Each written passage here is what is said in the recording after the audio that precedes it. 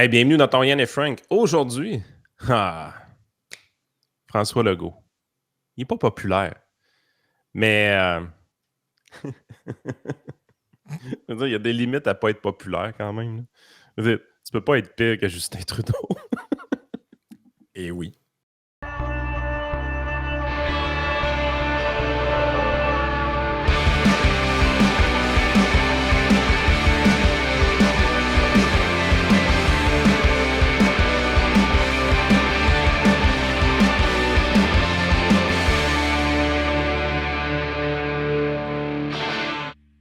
Ouais, écoute, ça commence mal. Ça doit vraiment lui. Hey, ça, là, t'es premier ministre du Québec, tu veux-tu pas voir une de journal qui s'appelle de même? François Legault est moins populaire que Justin Trudeau, selon un sondage. Je pensais même pas que c'était possible d'être moins populaire que Justin Trudeau. Ouais. Et malheureusement pour lui, ça a même pas fait juste le Québec. Tu sais, des fois, des nouvelles, tu te dis, bah, tu sais, sont très provinciales, nationales, mais là, tu sais, ça va pas au niveau fédéral. Tu sais, les gens au Manitoba ne voient pas ça, là, tu sais. Ouais. Ouais, non. Finalement, tout le monde va le voir. Donc, National Post que ce matin. Québec Premier François Legault, even less popular than Justin Trudeau. Paul suggests. Mais les Québécois sont drôles. Je veux dire, vous réalisez que c'est probablement le premier ministre au Canada qui a la plus grosse majorité présentement. Ben, c'est un peu ce qui est écrit dans l'article C'est 2022, l'élection, les amis. Là. Ça fait pas Ben, longtemps. écoute, je veux dire, il y a un célèbre animateur de radio qui répète souvent la phrase « Les Québécois sont dangereux avec un bulletin de vote ». Jeff. Et je te dirais que c'est assez spectaculaire. Puis on va venir justement au dossier de l'actualité juste un peu après, parce qu'en gros, c'est le sondage qui a été ventilé là, dans l'actualité. Donc, on dit un éminent analyste de sondage affirme que le parti au pouvoir au Québec. Attends un peu. Un éminent analyste de sondage. Ah, c'est Philippe J. Fournier, là, le gars du Québec Ouais, je 125. comprends, là, mais come on, là. Bon, ben Hey, écoute, c'est des math skills de base, là. ouais, ben écoute, L'imminence, on va slacker l'imminence. ouais, l'imminence. Ben, c'est un peu comme les trucs, là, le très honorable. T'es là, Chris, très Ouais, honorable. C'est c'est le aussi ridicule. gars des bas de Peter Pan. Là, très honorable. Je veux dire, on va arrêter 2 secondes. On n'a pas ça au Québec, par exemple. Hein? Et le très honorable Justin Trudeau. C'est des photos de lui sur Internet avec un point dans le front déguisant en costume indien traditionnel. Je veux dire, c'est très honorable. On va se calmer les nerfs, là. Votre seigneurie, un coup parti. Là. Donc, il affirme que la cote de popularité du premier ministre François Legault est désormais pire que celle du premier ministre Justin Trudeau, que les sondages récents situent autour de 30 %. Donc, on serait rendu en dessous de 30 % pour François Legault. Ce qui m'amène à vous parler justement. Trump, il était à combien quand il a débarqué? Biden était à combien? C'était moins que ça? Biden est à 37, je pense. Un truc de même. Aïe, aïe. Aux États-Unis, l'écart est moins grand. Aux États-Unis, le dernier président aux États-Unis qui a eu une majorité d'appui là, très marquée, là, c'est George W. Bush au lendemain du 11 septembre. Pour des raisons évidentes. Là. Je pense que son taux d'approbation est monté comme à 75 ou 80 %. C'est jamais arrivé depuis. Là. Même Le ralliement autour du drapeau. Là. c'est ça, exactement. Donc là, il faisait comme l'union sacrée, entre guillemets. Là. Mais les données qu'on a, en fait, qui sont fournies par le sondage qui a été commandé, je pense, par le magazine L'Actualité, est assez sans équivoque. Là. On dit, C'est-tu écrit sondage, Legault devrait démissionner? oui, c'est vraiment écrit ça dans le truc. Ouch! Ça commence à faire. Hey, tu vois-tu, tu sais, ça fait des mois qu'on dit, ouais. Hey, il pompait dans les médias, là, à peine. Il pas longtemps. Il y avait des portraits apologétiques de tous ces ministres dans l'actualité. Simon Patente Barrette. Rappelez-vous, l'actualité, là, c'est une revue financée extrêmement lourdement par les contribuables. Là. C'est plus d'1 million de subventions par année que reçoivent le groupe Mishmash. Eh oui. Puis ça appartient à Alexandre Taillefer. Bon, finalement, je vais fermer cette page-là. Non, c'est pas... Hey, ça, man, c'est financé avec nos taxes et nos impôts en Ben oui, ben, sacrifice. t'as juste besoin de me dire le nom Alexandre Taillefer, puis je sais qu'il y a mon cash là-dedans. Là. Une majorité de Québécois estime que le premier ministre devrait céder sa place avant les prochaines élections, mais aucun caquiste ne se démarque pour le remplacer. Donc, si on y viendra, là, ça va nous ramener à la théorie du putsch à la CAQ, parce qu'il n'y a personne qui se démarque, mais donc, François Legault a souvent affirmé qu'il serait candidat aux élections de 2026 s'il sent l'appui de la population. Or, un nouveau sondage. Très drôle, là, comment c'est écrit. C'est fini, François, je pense. Fini, fini, fini. Or, un nouveau sondage Palace Québec 125 de l'actualité montre qu'une majorité de Québécois estiment que le premier ministre devrait plutôt démissionner avant les prochaines élections. Il n'y a toutefois pas de favori clair pour le remplacer. Plus de la moitié, donc 53 des répondants du sondage réalisé la semaine dernière, pensent en effet que François Legault devrait céder sa place d'ici 2026, donc avant même l'élection, alors qu'un tiers d'entre eux sont d'avis qu'il devrait briguer un troisième mandat. 15 sont incertains.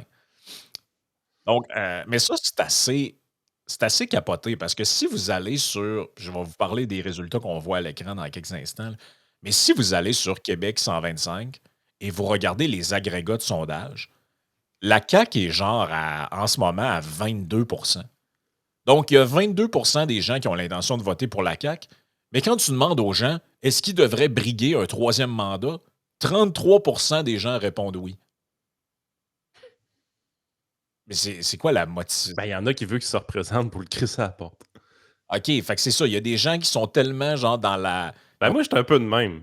OK, je comprends. Moi, j'aimerais ça j'aimerais ça qu'il se présente une troisième fois. Ouais, mais c'est parce que comment je dirais ça? C'est parce que les amis, votre réjouissance va être de courte durée, là. Quand le Hein. Ah PSBB non, non, va non, monter dis-le sur pas, le. dis-le pas, Tu dis-le pas. sais, Non, je veux pas entendre le mot PQ et pouvoir dans la même phrase tout de suite. Je suis pas prêt mentalement. non, ben c'est ça. Fait que, tu sais, je veux dire, je comprends, là. Mais tu sais, c'est comme, mettons, parce que là, dans la situation qu'on est en ce moment, c'est comme si tu disais, yes, on va crisser Trudeau dehors. J'ai-tu hâte de le crisser dehors? Sauf que le gars qui va monter sur le stage, c'est les conservateurs et les cupures. Je vais les. Tu sais, c'est le gars qui a un cône orange sur la tête qui va prendre la place. Tu te dis, Non. pas sûr que ça me tente, là. Donc, 33 des gens au total répondent que Trudeau devrait, que Legault, en fait, ne devrait pas briguer un troisième mandat. 53 des gens disent qu'il devrait démissionner avant les prochaines élections. Ah, c'est fini. 15 sont pas sûrs. Ça Euh, reviendra jamais de base, ça, là. C'est impossible. Sans surprise, Yann, c'est majoritaire pour les hommes, les femmes, même un petit peu plus, M. Legault. Écoute, il n'y a pas de grosse surprise là. Sans surprise aussi, c'est dans le 35-49 ans qu'il est le moins populaire, avec 58 des gens qui veulent qu'il s'en aille, seulement 27. Le Lui, 38, 18, 34, je le trouve louche. ben, il ressemble aux autres groupes d'âge, là. Ouais, je sais, mais je comprends pas. J'ai de la misère à concevoir qu'un jeune de 27 ans trouve le go bon. Ben, surtout que quand tu regardes les sondages, à moins que ce soit une réponse qui est un peu comme la tienne, là, genre je veux qu'il reste pour pouvoir voter contre lui. Parce que quand tu regardes les sondages, la CAQ n'est pas bien placée chez les jeunes, là. Non, c'est ça. Chris sont avec les libéraux en queue de peloton, là. C'est ce qui me fait douter un petit peu du sondage. C'est quel film, sondage? C'est ouais, Palace. Ouais, Ouais. Palace. Palace, j'ai de la misère avec eux autres, des fois. Mais ils sont quand même proches des résultats des autres sondages. Fait que Ouais. c'est un peu ça, là. Montréal, sans surprise aussi, Montréal est l'endroit, donc Montréal, pas l'île, mais le RMR est l'endroit le plus favorable à la CAQ. C'est normal, c'est là qu'ils ont leur gros. Les drapeaux des Patriotes dans la région de Belleuil et tout ça, là, proche du Richelieu, là, c'est bien, bien, bien fort. Ouais, mais c'est là aussi où ils ont leur gros nom, là. Les Éric Girard puis et compagnie sont tous dans la RMR, là. Tu sais, Tu dis Fitzgibbon. gros nom, puis j'ai... Ben ouais, mais c'est gros nom pour ce qu'ils peuvent avoir, là. Tu sais, c'est comme Christopher Freeland, c'est un gros nom des libéraux, qu'on l'aime ou pas, là.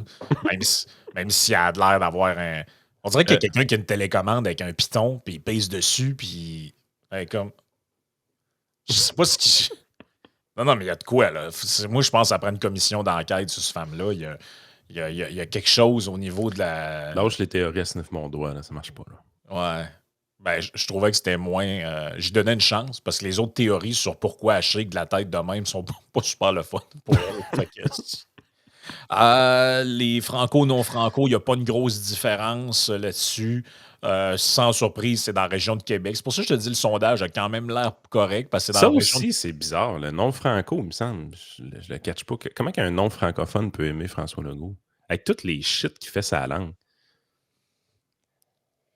C'est 31% de non-franco qui aiment François Legault. Je fais. Mais c'est pas ça Bizarre, la ça. question. Ils disent pas qu'ils aiment François Legault, ils disent qu'il doit se présenter une troisième fois. Ouais, OK. Il doit avoir un bout vraiment, vraiment sadique là-dedans. Là. Ben, Ah, moi, non, non, présente-toi, mon homme, on va te foutre à la porte un grand coup de pied dans le ben, cul, mettons là. que tu es un anglophone, là. Ton espoir pour que les libéraux, mettons, remontent, c'est qu'ils restent là. Tout à fait. Fait que, tu sais, j'imagine que ça doit être un raisonnement de même, je peux pas croire. Là.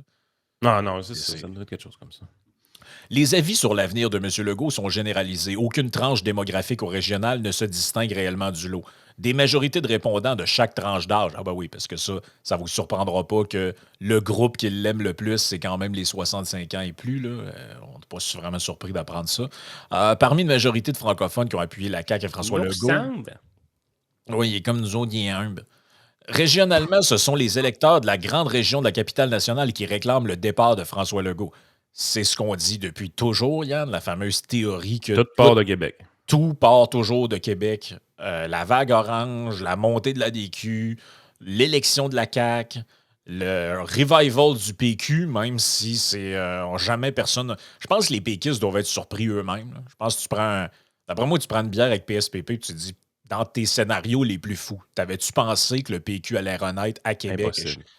Ça se peut pas qu'il l'ait vu. Il ne Écoute, pouvait pas le voir. dans les derniers temps que le PQ était encore compétitif, le seul comté qu'il y avait, c'était Agnès Maltais avant que ça bascule à Catherine Dorion de QS. Ouais, Je c'est veux ça. dire, le PQ était disparu. Là. Il y a peut-être Charlevoix qui avait un peu pendant un temps aussi. Parce que c'était Pauline qui était à Charlevoix. Ouais. Mais je veux dire, la région de Québec, là, le PQ, va-t'en pas avec un drapeau du PQ en Beauce. Là. Non, c'est ça. Un troisième mandat pour François Legault, le quart des électeurs péquistes appuient l'idée. Croyez-vous que le premier ministre François Legault, en poste depuis 2018, devrait briguer un troisième mandat aux élections de 2026 ou qu'il devrait démissionner comme chef de la CAQ avant les élections? Donc, 53 des gens disent qu'ils devraient démissionner. Ça, c'est les chiffres qu'on avait. Maintenant, si on regarde par parti politique, ben, sans surprise, les 80 quand même 20 de caquistes qui sont pas trop sûrs. Là. Le quart des péquistes pensent qu'ils devraient rester en place. PLQ, 22 PCQ, 17 QS, 16 QS laïs pour de vrai. Là. Oh, ouais, ben, tu sais, QS, PCQ, c'est là où les membres sont le moins favorables. Malgré qu'il y a beaucoup d'indécis chez QS, ils le détestent pas. Il y a comme beaucoup d'indécis. Celui qui le déteste le Ouais, plus, c'est vraiment le PCQ. exact, à 72 parmi les répondants qui appuient la CAQ, 80 sont d'avis que François Legault devrait briguer un troisième mandat, alors que des majorités d'électeurs des partis d'opposition souhaitent son départ. Cela dit, François Legault n'a pas encore de dauphin évident dans son équipe. Non, non, Geneviève Guilbeault n'est pas là. Le sondage a testé les noms de 7 ministres de son cabinet pour s'assurer pour déterminer qui serait le meilleur choix pour lui succéder à la tête. En haut de liste, mais avec un score tout de même modeste, se trouve la ministre des Transports et vice-première ministre Geneviève Guilbeault, qui serait le choix de 15 des répondants. Ah, et là, ça aurait pris le coup de fouet. Là. Ah oui, c'est vrai. Hein, un peu fouette. Fais attention au doc, là, touche pas à ça. Je sais pas si je Tu me n'ai mets un. tout le temps dans la merde quand t'accroches le doc Mayou. Oh, ouais, ben, t'as un peu, là. Ah non, tu peux pas faire ça. Là. Ouais, où j'aurais pu accrocher lui, mettons. Conseil économique de Montréal, voici par contre les gens, les affiliations que tu avais. Tu avais des péquistes, yours truly, dans le sens de gens qui aiment la souveraineté. C'est ça, c'est à garder à jamais. Là, Vincent qui s'auto-identifie comme péquiste. Non, c'est ça, c'était lui. Donc, en piètre, ça, je trouve ça quand même rassurant de la part des Québécois, là, qu'il y a juste 1 des gens qui ont dit qu'Eddie Van Roberge. Hey, tu vois-tu ce gars-là, premier ministre? Là? Non, non, mais attends un peu, Frank. Là. Il y a un moins bon score qu'Éric Girard. Faut le faire. Là. Tu sais, je veux dire, Éric Girard n'a absolument aucune qualité qui l'aiderait à être premier ministre. Là. Je veux dire, il est drabe, il n'a aucun charisme, aucune personnalité. La raison pourquoi il est là, c'est que c'est un gars de finance. Puis il est là comme ministre des Finances. On l'a mis là parce qu'il était bon J'ai-tu dit qu'il était bon dans les finances? Là, c'est faux dans tous les budgets et les mises à jour économiques. Ben, il était. Peut-être que ça a déjà été Il était vrai. peut-être bon dans les finances avant d'être en politique. C'est ça. Donc, en dernière position, Eddie Van Roberge à 1%. Éric Girard à 3%. Bernie Drenville à 6%. Sonia Lebel, 9%. Simon Autin-Barrette à 9%. Christian Fatigué-Dubé à 10%. Il est au bout du rouleau. Moi, c'est lui qui me fait le plus peur. C'est la dernière personne que je veux voir. Non, mais il est fini, lui, là, il est tanné. Là. Il a juste le goût de retourner dans le spa avec Fitz. Oui, exact. Et en première position, qui est le choix, je pense, le plus... C'est clair que c'est le choix le plus prévisible et le plus probable. C'est Geneviève Guilbeault à 15%. Mais quand même, le grand gagnant de cette relève éparse est un monsieur que je ne connaissais pas qui s'appelle aucun de ses candidats. Ça, c'est Mario Dumont. Qui a eu 24%. OK, c'est Mario Dumont, ça. C'est la théorie à Jeff. Ouais, c'est ça. Ça n'a pas l'air d'être la théorie du principal intéressé.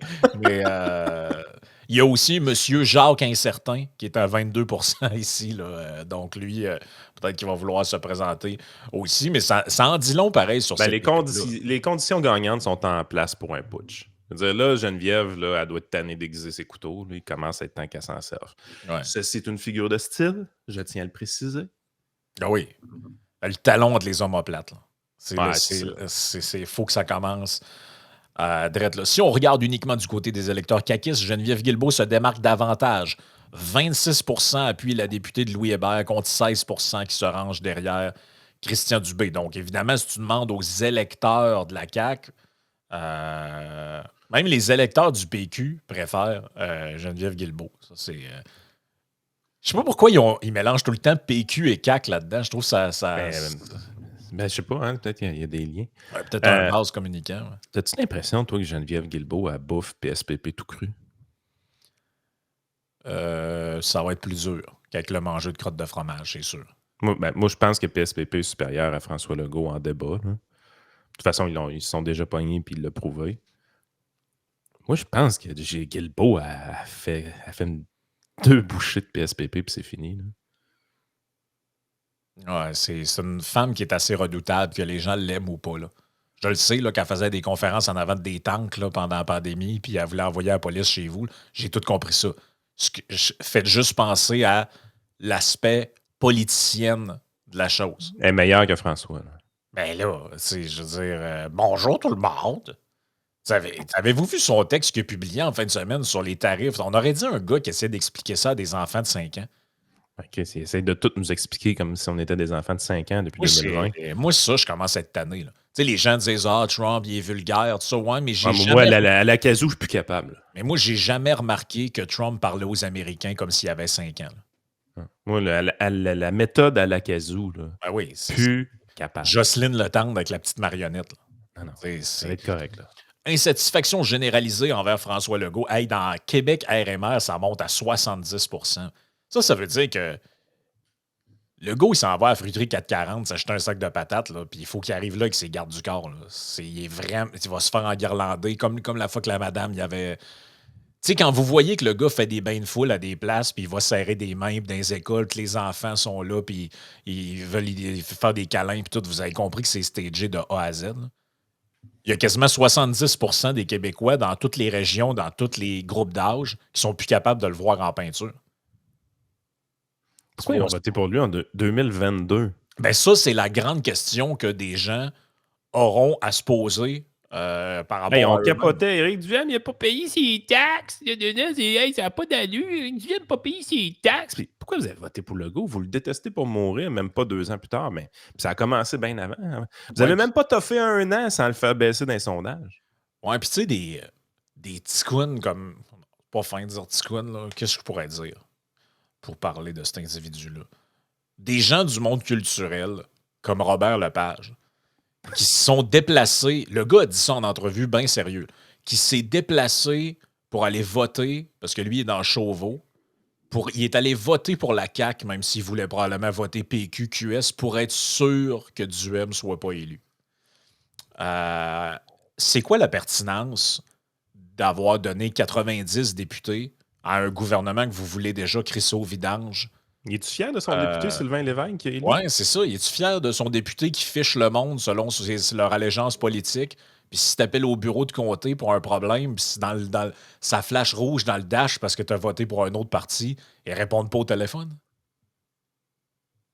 Excusez-moi, là, mais tous ceux qui ont fait des espèces de moves du genre je m'en allais voter pour la CAQ pour bloquer lui, puis un tel, c'est pas fort, là. Tu sais, puis sur pilulerouge.ca, on mettait un article justement en lien avec ces sondages-là qu'on avait en fin de semaine. Puis, la théorie que tu défendais quand on se jasait au téléphone, c'était moi, là, je serais d'accord avec des élections de mi-mandat. Oui. Je pense que c'est quelque chose qu'on pourrait ajouter dans notre démocratie qui serait un garde-fou qui serait intéressant parce qu'on pense que le premier ministre, par exemple, a trop de pouvoir. Écoute, je trouve tellement l'idée bonne, là. Tu sais, le Québec a éliminé au fil du temps une quantité phénoménale de garde-fous, surtout, par exemple, l'Assemblée législative, qui était un peu notre Sénat à l'époque. Le fait qu'on ait personne qui relise les projets de loi, ça fait en sorte qu'il y a des lois qui passent beaucoup, beaucoup trop facilement. Moi, je vais mettre le projet de loi 22 en tête de liste là-dedans, là, la loi sur les expropriations. Je pense qu'avec un Sénat ou une Assemblée législative, ça aurait été bloqué éventuellement. Dans l'entrevue qu'on a faite avec Sylvain Charlebois, qui va être publiée dans quelques semaines dans le trio économique, vous allez découvrir qu'il y a des droits qui ont été bloqués au niveau du Sénat canadien, qui avaient passé vraiment free au Parlement du Canada. Fait qu'il y a vraiment une utilité à ça. Tu sais, au Québec, là, le premier ministre, vous n'avez pas idée comment il y a beaucoup, mais beaucoup, beaucoup de pouvoir. En plus, il peut utiliser la clause dérogatoire pour contourner la Charte des droits et libertés canadiennes. Le premier ministre du Québec a beaucoup trop de pouvoir entre les mains. Une chose qu'on pourrait faire pour pallier. Parce que là, présentement, les Québécois, là, avec la politique, c'est pas agréable. OK? On se tape Justin Trudeau de notre côté. Puis Justin Trudeau, il est rendu à 17% dans les sondages. Avec Poilievre à 47. Là. J'ai jamais vu ça, un écart comme ça. Au Canada, depuis que je suis la politique, j'ai jamais vu un écart aussi important que ça. Un 30 points d'avance comme ça, là, j'ai jamais vu ça. J'ai 40 ans. Okay? C'est vraiment débile comme écart. Pierre Poilievre, puis c'est ce qui fait que la pré-campagne électorale est aussi plate. Là, je veux dire, Pierre Poilievre, il fait juste répéter 3 petits slogans sans arrêt, puis il est rendu à 47 Je ne changerais pas de stratégie à sa place. Je ne ferais pas exprès pour aller dans des podcasts ou des entrevues. Je veux dire, il est quasiment sûr de gagner. Tout ça parce que les gens détestent Justin Trudeau, qu'on a réélu en 2021. On l'a réélu minoritaire. C'est 2021. C'était pendant la pandémie. Tu dis, OK, ça s'explique un peu. François Legault, là, après 1 an, il était rendu impopulaire. Puis si on avait des élections de mi-mandat qui auraient eu lieu v'là 1 mois à peu près, ou non, 2 ans. Ouais, ça ferait 2 ans. Ouais, on serait dedans où il viendrait d'avoir lieu, les élections de mi-mandat, en fait. Il perdrait beaucoup de députés. Là. C'est ça. En fait, c'est que pour implémenter une mesure de même, il faudrait modifier le système pour que si tu fais des élections de mi-mandat, parce qu'en ce moment, si tu fais des élections, si le premier ministre, dans le fond, perd sa cohorte de députés, il ne peut pas former le gouvernement. Parce que c'est juste une tradition, en fait, que le premier ministre est le premier ministre. Normalement, c'est juste cette fonction-là, elle arrive... Élue par les membres d'Assemblée. C'est ça. Ouais, puis c'est au groupe qui a le plus. Fait que, il ne pourrait pas demeurer premier ministre si le PQ, mettons, ramassait 74 députés. Ce serait impossible. Donc, il faudrait, pour ça, modifier le mode de scrutin pour que on ajoute le mécanisme que dans les élections de mi-mandat, c'est pas le premier ministre que tu débarques, c'est dans le fond, c'est juste son équipe. C'est son équipe. Donc là, on pourrait se ramasser à l'élection de mi-mandat que Legault, il reste 10 députés qui doivent former un conseil des ministres. Puis là, il est obligé de prendre des ministres il est obligé de nommer comme ça se fait actuellement en France. D'ailleurs, peut-être on en parlera dans quelques instants. Pour donner un exemple, là, mais aux États-Unis, là, les représentants sont élus à chaque 2 ans. Les sénateurs, il y a le tiers des sénateurs qui sont en élection à chaque 2 ans. Puis le président, lui, c'est aux 4 ans. C'est tout détimé. Puis le fait que ce soit tout détimé fait en sorte que tu peux avoir un président qui est fort, un président qui est faible, un président qui est lame duck.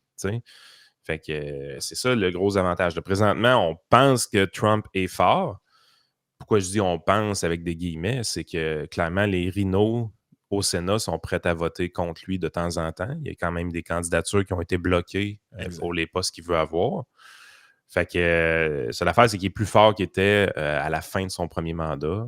Oui, définitivement. Là, il est un peu plus fort que ça. Mais moi, j'aimerais ça parce que, en fait, j'aimerais ça. Peut-être que si les Québécois étaient plus responsables avec un bulletin de vote, on n'aurait pas besoin de ça. Moi, je trouve encore ça aberrant qu'ils détestent profondément quelqu'un qu'ils ont élu 8 mois avant. Là. Je la comprends pas pour vrai. Là. Mais bon, les Québécois sont de même. Mais peut-être que les Québécois, avec une élection de mi-mandat, ils seraient plus conscients de l'importance de ces élections-là. Ils seraient plus politisés un peu. Ils suivraient un peu plus ça. On arrêterait de voter pour le gars qu'on aimerait prendre une bière avec. Là. Exact. Tu sais, peut-être aussi que après, la mécanique de la chose, moi, je lançais l'idée. Je pense que c'est une bonne idée. La mécanique de la chose, est-ce que ça peut être qu'au mi-mandat, parce que, tu sais, mettons, aux États-Unis, pour le Sénat, c'est pas tous les sénateurs qu'au mi-mandat sont à la réélection. C'est le tiers. Fait que, est-ce qu'on pourrait, par exemple, dire qu'il y a des élections de mi-mandat et le tiers des députés ou la moitié doivent être réélus, puis là, tu alternes comme ça. Bon, ça pourrait être un mécanisme. Puis là, ben, si tu perds ta majorité, ben, c'est celui qui a été élu qui va être appelé à former le gouvernement. That's it, that's all, puis tu as perdu après 2 ans. En tout cas, il y aurait une manière de penser à un truc comme ça, parce que là, je trouve que ça n'a pas de sens, là, le système actuel. On donne un mandat bolchevique à un gars à 90 députés, puis 2 ans après, il est rendu que 70% du monde ne sont plus capables d'y voir la face. Vous voyez bien que le système est malade, là. Le système, la démocratie québécoise puis canadienne, il y a un problème avec.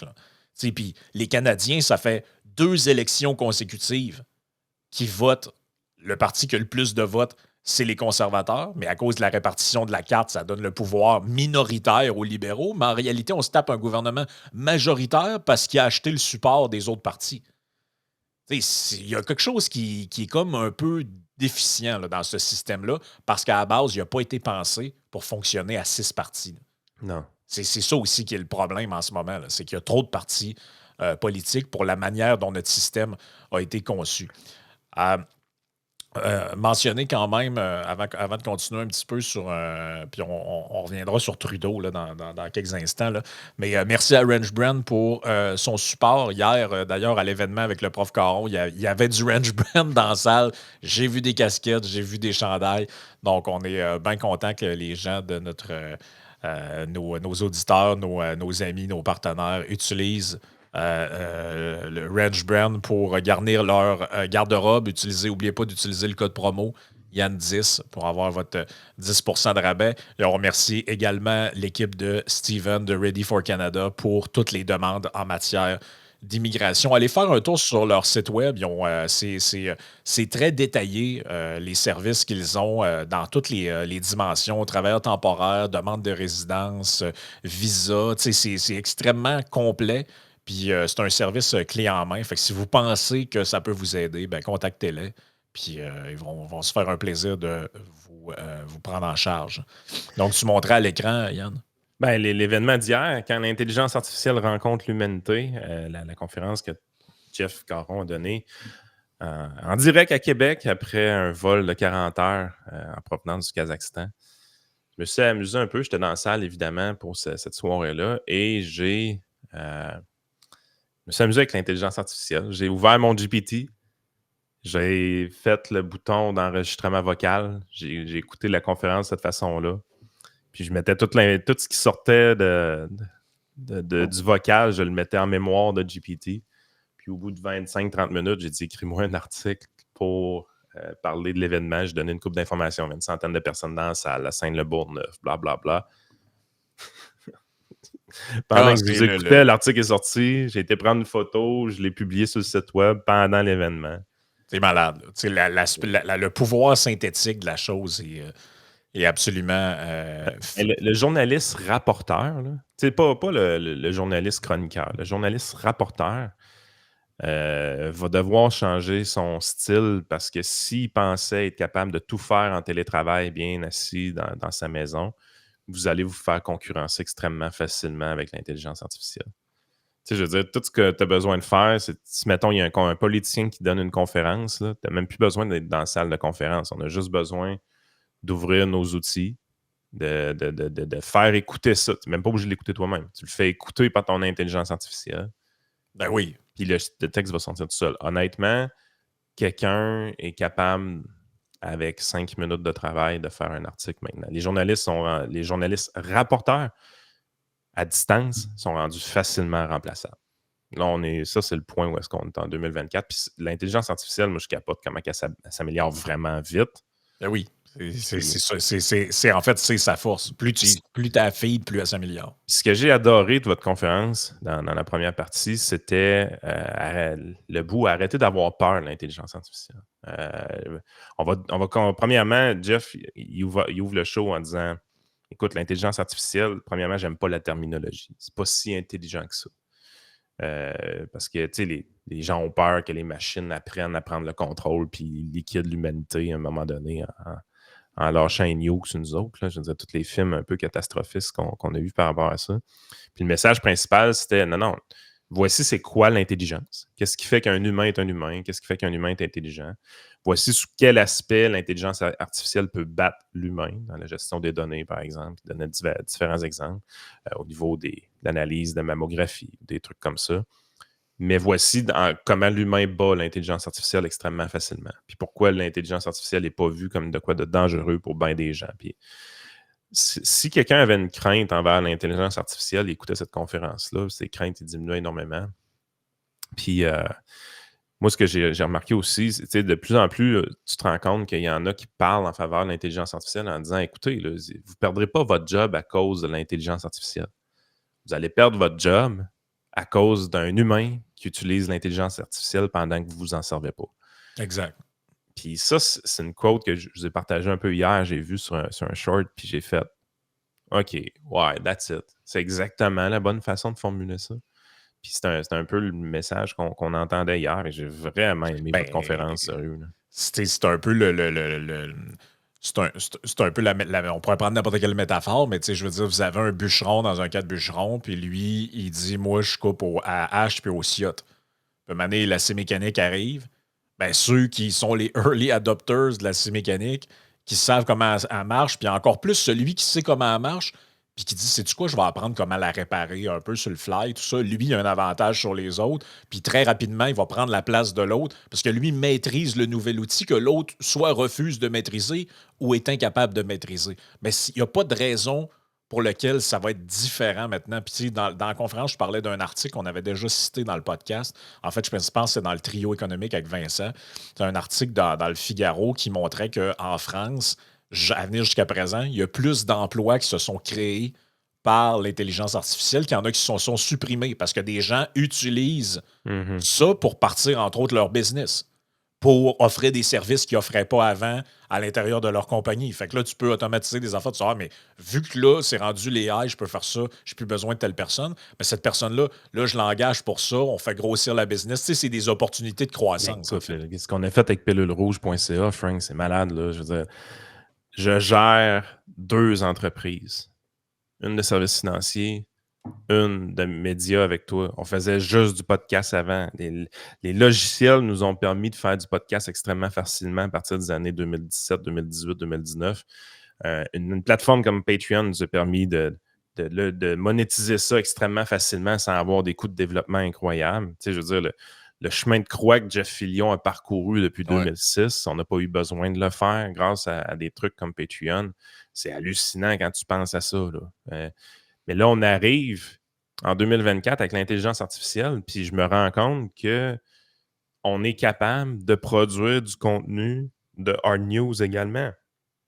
Parce qu'à l'intérieur de nos foyers, on a tellement accès à beaucoup de données sur le web qu'on peut cruncher extrêmement facilement avec l'intelligence artificielle, qu'on est capable, malgré nos horaires chargés, de produire quelque chose comme 35 textes sur un site de nouvelles la semaine passée. Là. Pensez-y, là. les journalistes là, qu'on subventionne à grand coût de 80% de leur salaire de subvention, là, puis qu'on resubventionne les propriétaires de ces journaux-là, puis qu'on resubventionne puis des crédits d'impôt, puis tout ça, là, on fait survivre un modèle qui n'existera plus. Oui, the end is near. The end is near parce que vous allez vous faire concurrencer par des petits joueurs. Puis honnêtement, ça, c'est une vieille patente que j'ai dans la tête depuis longtemps, mais j'ai tout le temps dit le défaut qu'on avait à droite, c'est qu'on n'est pas capable de rentrer dans le hard news. On n'est pas capable de rentrer dans le hard news. On est obligé de travailler avec les nouvelles des autres.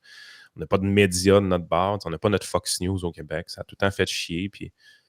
Mais je veux dire, là les coûts, la barrière à l'entrée dans ce créneau-là de service public, là, le hard news, là, les barrières à l'entrée se sont effondrées. Complètement avec l'intelligence artificielle. Avec l'intelligence artificielle, puis avec l'omniprésence de plateformes, justement. En fait, la dominance de plateformes comme X, où maintenant, tu suis toi-même en temps réel ce qu'avant les journalistes te rapportaient. C'est un peu de ça dont on va parler dans le Patreon. Abonnez-vous, vous avez le lien dans la description, puis le code QR au bas de l'écran pour ceux qui sont en vidéo. On en sait un peu plus parce que vendredi passé, on a appris un peu in extremis que Justin Trudeau avait pris l'avion pour se rendre à Mar-a-Lago pour aller manger le bon pain de viande de la mère de Trump. Et on sait un peu plus ce qui s'est dit là-dedans et c'est assez succulent, merci. Il y a des réactions aussi qui sont à passer. Donc, on va jaser de tout ça et plus encore. Mais là, on devient-tu le 51e État américain? C'est ça que j'ai compris, là? C'est ce qui aurait été dit par le dit président élu. C'est quand même assez drôle. Donc, joignez-vous à nous. On va parler de tout ça, puis on a des extraits.